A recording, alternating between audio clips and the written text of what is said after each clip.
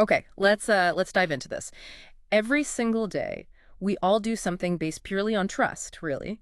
We eat, we pick up food, maybe prepare it, and we just assume it's safe. We take it for granted most of the time. Exactly. But, food safety is this huge, complex thing. It touches absolutely everyone, often in ways we don't even think about. Hmm.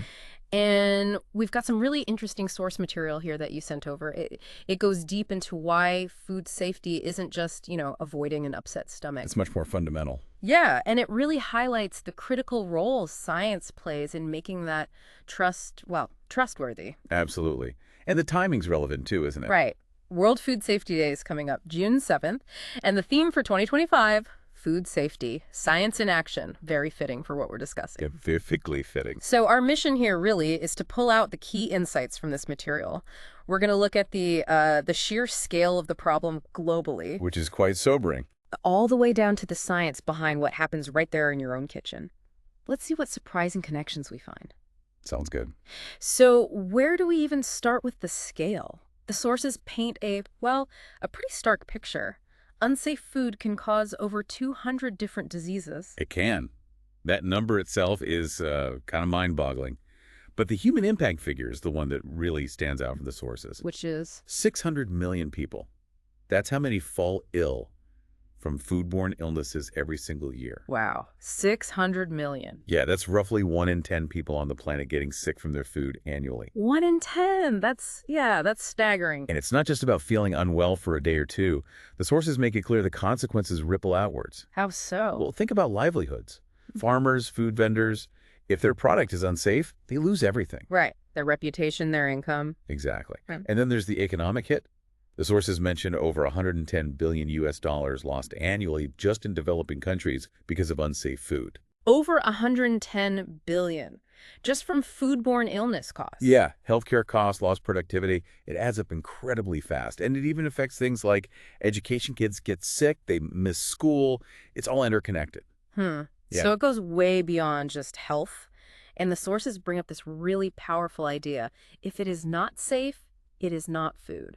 That's a core concept. It reframes the whole issue. It really does. It basically says safe food isn't a bonus. It's a basic human right, essential for food security itself. Absolutely. It's not a luxury item. It's fundamental. Yeah. You can't talk about having enough food if the food you have can actually harm you. And the material is clear. This isn't just one group's problem to fix, is it? No, not at all. It stresses it's a shared responsibility. Everyone's That involved farm. through processing, transport, retail. Right down to us, the consumers, making choices in the supermarket or handling food at home. Exactly. Everyone has a role in that chain. Okay, so if it's this massive shared problem, how do we tackle it? What's the key? Well, the sources are unambiguous about this. The core message is science. Science. Science is the cornerstone, the backbone, as they put it, of managing food safety effectively. Right, that's science in action theme again. Okay, backbone sounds good, but what does that actually look like? How does science underpin all this, according to the material? It informs, well, pretty much everything. The sources show it guides the big policy decisions governments make about food safety laws. Okay. It shapes the specific regulations that food businesses have to follow. Things like HACCP plans, testing protocols. Right, the practical rules. And it dictates the hands-on food handling advice given everywhere, from huge factories down to, say, a local restaurant, or even guidance for cooking at home. Science provides the why behind the what. And what kind of science are we talking about? Is it just microbiology, looking for E. coli? That's definitely a huge part of it. Microbiology and toxicology are critical, obviously. But the sources point out it's much broader now. We'll think about climate change. That impacts where crops grow, how pests spread, water safety. So climate science is becoming really important for predicting future food safety risks. Huh, I hadn't thought of that connection. And social sciences, too. Understanding why people handle food the way they do, how to communicate risks effectively, that's crucial for making changes stick. It's truly multidisciplinary. So bringing all these different scientific fields together, what's the ultimate goal? What does that allow us to do? It allows for proper risk assessment. So figure out how likely a hazard is and how severe it could be. Okay. It lets us clearly identify those hazards, whether they're bacteria, viruses, chemical residues like pesticides, or even physical things like bits of glass or metal. Right, finding the danger. Exactly. And based on all that, it provides the solid foundation needed to create standards, not just local ones, but internationally agreed standards to protect everyone. Which logically leads to global cooperation. Right. You can't have global standards without global agreement. Precisely. And the sources name the key players here. The big ones are the FAO, the Food and Agriculture Organization, Right. and the WHO, the World Health Organization. They coordinate a lot of this international effort, including World Food Safety Day itself. Makes sense. And they have a specific way of generating that scientific advice together? They do. It's called the FAO-WHO Joint Scientific Advice Program. It's basically a mechanism to pool global expertise. And how does that work? Who does the actual science assessment? It relies on independent expert committees.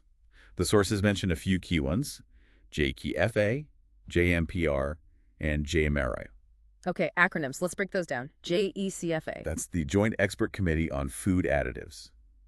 They look at the safety of things deliberately added to food, like preservatives or sweeteners, but also contaminants that might unintentionally get in. Got it. And JMPR.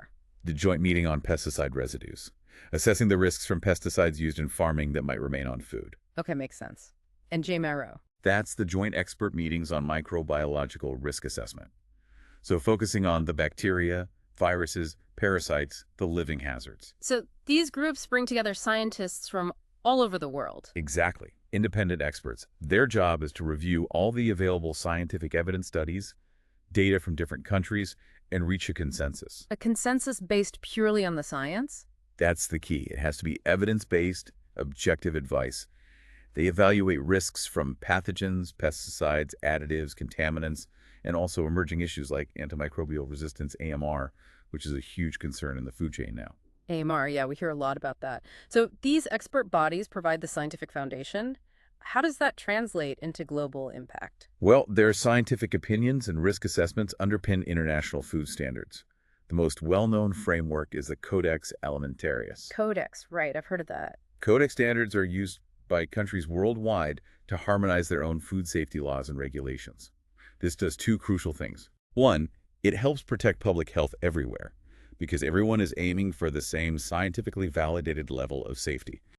And two, it makes international food trade much safer and smoother. Ah, the trade aspect. Because if everyone agrees on the safety rules... And food can cross borders more easily without importers having to retest everything or worry about different standards. It builds trust in the global food supply. Without that shared scientific basis from bodies like JZF and JMPR, safe global trade would be, well, incredibly difficult, maybe impossible. That really highlights how connected global science is to the food that ends up on our plates. But it's not just these big international groups, right? The sources say action is needed at every level. Absolutely. It breaks down the responsibility quite clearly. Governments, for instance. What's their role, according to the material? They need to invest in the science and labs and data collection. They need to run public education campaigns. And critically, their policies, the laws they pass, must be based on that solid scientific evidence. And not just politics or guesswork. Exactly. And then you have food businesses. Big manufacturers, small restaurants, supermarkets. What's expected of them? They can't just passively follow rules. They need to actively implement food safety management systems like HACCP that are grounded in science. They need to train their staff constantly. And they should contribute data back into the system, helping with surveillance to spot potential outbreaks early.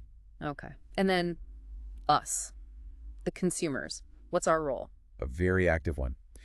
The sources emphasize practicing safe food handling at home. You know, the basics like washing hands, cooking food properly, storing it correctly. Things we can control. Precisely. And also staying informed about risks, understanding labels, and generally supporting a culture where food safety is seen as important by everyone. And educators, too. They get a mention. Yes, a key role. Building awareness from a young age, teaching basic hygiene, but also inspiring the next generation of food scientists, microbiologists, toxicologists. Yeah. We need them for the future. So it really is a collective effort. It only works if everyone, from governments to individuals, is engaged and working together based on that scientific understanding. That's the clear message. Collaboration is essential. So let's bring that science right down to the everyday level, because the sources talk about practical things you can do based directly on the science. They mention the 5 keys to safer food. Yes, these are like golden rules developed by WHO that translate the science into simple, actionable steps for anyone preparing food. What sort of things do they cover? The core principles: keep clean wash hands, surfaces, Separate raw and cooked food to prevent cross-contamination. Cook food thoroughly. Keep food at safe temperatures, hot or cold. And use safe water and raw materials. Pretty straightforward sounding. They sound simple, but each one is backed by solid scientific reasoning about how pathogens spread and survive. Like the cooking temperature. The sources get specific there. They do. They mention cooking food to 70 degrees Celsius. That's 160 Fahrenheit. Why 70? Because scientific studies show that temperature, held for even a short time, is effective at killing most dangerous microorganisms like Salmonella or E. coli. So that number isn't just random. It's a scientifically determined kill step. Exactly. It's applying thermal science in your kitchen. And another concept they mention is the danger zone for temperature. What's the science behind that? Why does temperature matter so much even after cooking, like with leftovers? Ah, yes, the danger zone. The science here is about microbial growth. Right. Bacteria don't just die off, they multiply. And they multiply fastest within a specific temperature range. Which is? Generally between 5 degrees Celsius and 60 degrees Celsius. That's about 41 to 140 Fahrenheit. So room temperature basically falls right in there. Absolutely. Leaving cooked food sitting out at room temperature is like rolling out the welcome mat for bacteria. Understanding this danger zone tells you why you need to keep hot foods hot, above 60 C, and cold foods cold, below 5 C, and why leftovers need to be refrigerated quickly. It's applied microbiology. It's amazing how these basic rules really do come directly from scientific principles. They do. And the sources also touch on how science is constantly adapting. Like in aquaculture fish farming, there are specific challenges there, like potential AMR spread or environmental contaminants getting into the fish. Science is being used to find solutions for those specific contexts. So science isn't static. It evolves with our food systems. It has to. And the material also mentions using things like quizzes or campaigns to make learning about this science more engaging. It doesn't have to be dry. It can be practical and interactive. Right. So let's tie this all together. We've gone from global stats to kitchen temperatures. What does this focus on food safety and the science behind it really mean for you, the listener? Well, on the most immediate level, it's about protecting yourself and your family. Your own health. Exactly.